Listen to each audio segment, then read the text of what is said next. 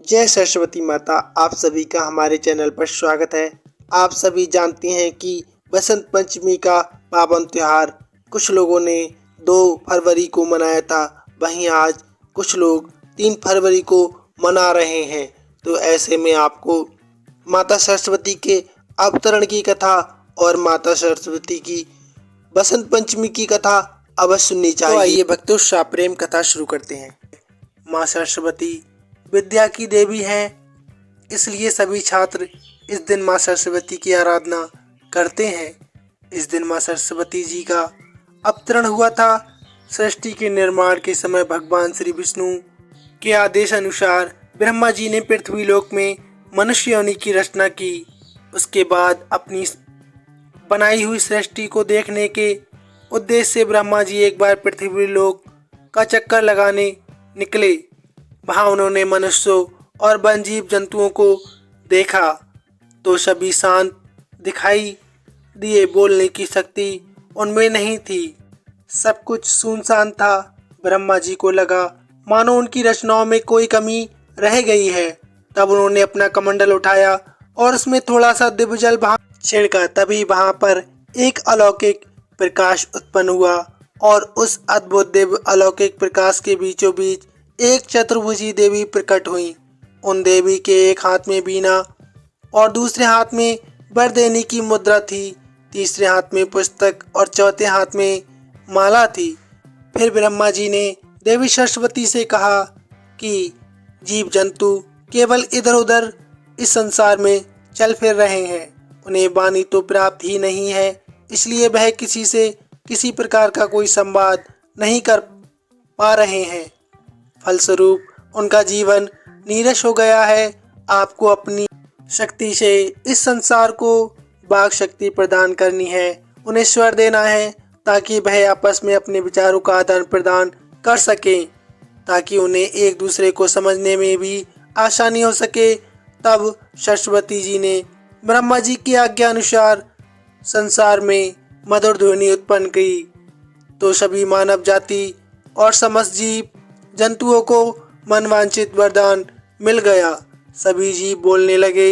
वीणा के स्वर ने उन्हें मुखर बना दिया।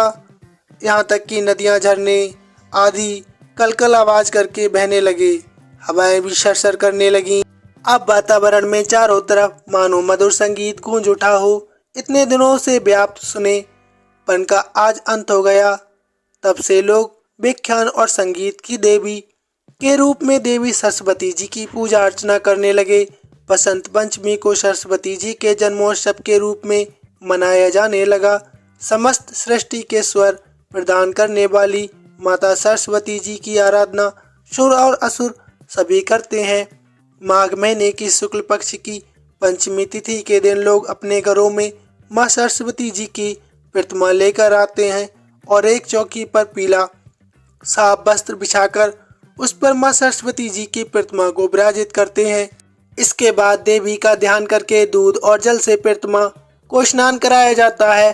फिर उन्हें श्रृंगार की वस्तुएं अर्पित की जाती हैं। उन्हें सिंदूर अर्पित किया जाता है, हल्दी कुमकुम का तिलक लगाया जाता है। माँ के चरणों में गुलाल लगाकर उन्हें सफेद या पीला वस्त्र धारण कराते हैं। देवी को प्रसाद और पीले फूल चढ़ाकर आरती करते हैं। कुछ लोग पीले मीठे चावल बनाकर भी भोग लगाते हैं। बेसन के लड्डू का भोग भी माता सरस्वती जी को अत्यंत प्रिय है। शाम को एक बार फिर से माँ को खीर का भोग लगाया जाता है और वहां पर उपस्थित सभी लोगों को प्रसाद के रूप में बांटा जाता है। इस तरह से माता की पूजा संपन्न होती है। आइए अब सुनते हैं एक अद्भुत कथा। एक बार एक छोटे से गांव में एक अनाथ बालक जिसका नाम आरव था रहता था। माता पिता के निधन के बाद उसे गांव के लोग दया से खाना दे देते थे, लेकिन प्यार और अपनापन कोई नहीं देता था। वह अक्सर गांव के बाहर मंदिर के पास बैठा रहता, जहां पर माता सरस्वती जी की प्रतिमा स्थापित थी। हर दिन मंदिर में आकर वह माता सरस्वती जी से बात किया करता। माँ, क्या मेरे जीवन में भी कभी उजाला होगा? क्या कभी कोई मुझे भी प्यार करेगा? उसके फटे कपड़े और भूखा चेहरा देखकर भी किसी को उसकी कोई चिंता नहीं होती। एक दिन बसंत पंचमी का दिन था, जब पूरे गांव ने माँ सरस्वती जी की पूजा की। आरव उस दिन भी रोते रोते मंदिर में ही सो गया। उसकी आंखों में आंसू और मन में गहरी पीड़ा थी।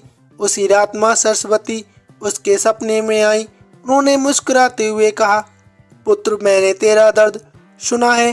ज्ञान और संगीत का वरदान मैं तुझे देती हूँ, जिससे अब तू अपने जीवन को बदल सके। आरव ने सपने में ही माँ सरस्वती के चरणों को स्पर्श किया और कहा, माँ, मुझे बस केवल और केवल आपका आशीर्वाद चाहिए। अगली सुबह उठकर आरव के मन में बहुत सकारात्मक विचार थे। उसके जीवन में बदलाव आने लगे। उसे महसूस हुआ कि उसकी उंगलियां किसी आदर्श शक्ति से संगीत के स्वर छेड़ने लगी थीं।